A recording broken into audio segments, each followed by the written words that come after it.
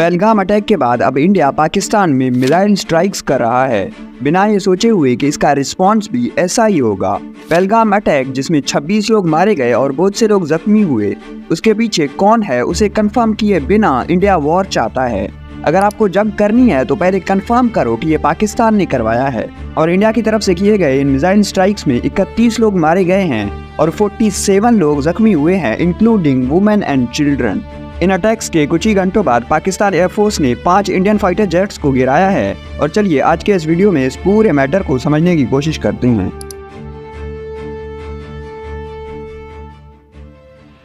सबसे पहले पहलगाम अटैक के बारे में तो शायद आप सब जानते होंगे, अगर नहीं तो आप मेरा ये वाला वीडियो देख सकते हैं जिसमें मैंने पहलगाम अटैक को एक्सप्लेन किया है। इस अटैक के बाद इंडिया ने बहुत से एग्रेसिव एक्शंस लिए हैं जिन्हें हमने प्रीवियस वीडियो में डिस्कस किया है, लेकिन जो हमने डिस्कस नहीं किया वो ये है कि इस हादसे के कुछ ही टाइम बाद दोनों मुल्कों की तरफ से LOC पर मिलिट्री प्रेजेंस को बहुत ज्यादा बढ़ाया गया है, including fighter jets, artillery weapons और सोल्जर्स की प्रेजेंस में बहुत बड़ा बूस्ट देखने को मिला है। इसके अलावा LOC पर फायरिंग्स देखने को मिली हैं। LOC के पास मिसाइल्स को टेस्ट किया गया और दोनों तरफ की एयरफोर्स ने भी कॉम्बैट एयरक्राफ्ट को हाई अलर्ट पर रखते हुए रेगुलर एरियल पेट्रोल्स को शुरू कर दिया है ताकि किसी भी इमरजेंसी या एग्रेशन का तुरंत जवाब दिया जाए। और ऊपर से पाकिस्तानी यूट्यूबर्स और दूसरे इन्फ्लुएंसर्स को इंडिया में बैन किया गया है, जो मुझे समझ में नहीं आ रहा कि इंडिया इससे क्या करना चाह रहा है। इसके अलावा बहुत से इंडियन क्रिकेट वेबसाइट्स ने PSL के मैचेस को दिखाना बंद कर दिया है और पाकिस्तान ने मई 3 को फतह 1 सरफेस टू सरफेस मिसाइल को टेस्ट किया है, लेकिन उसे कहां पर टेस्ट किया गया इसके बारे में हमारे पास कोई इन्फॉर्मेशन मौजूद नहीं है।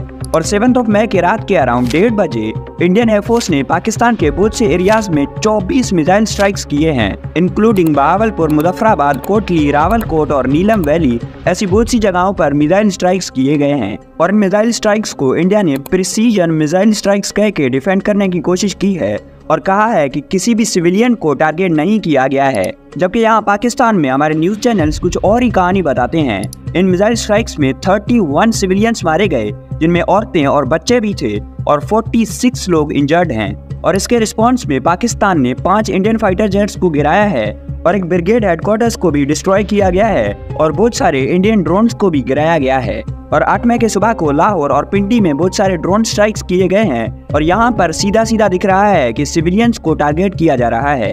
इसके अलावा इंडिया ने पाकिस्तान में एक वियर्ड किस्म का साइबर अटैक किया है, जहां आपको अगर कोई अननोन लिंक या पिक्चर दिखाई दे तो उसे ना खोलें, वरना आपका बैंक अकाउंट खाली किया जा सकता है या आपका पूरा इन्फॉर्मेशन लीक किया जा सकता है। और इन मिसाइल स्ट्राइक्स के बाद इंडिया को पता था कि रिस्पांस आएगा और इसीलिए IPL का मैच नंबर 61 जो मुंबई इंडियंस और पंजाब किंग्स के दरमियान खेला जाना था, उसे धर्मशाला से मुंबई में शिफ्ट किया गया है।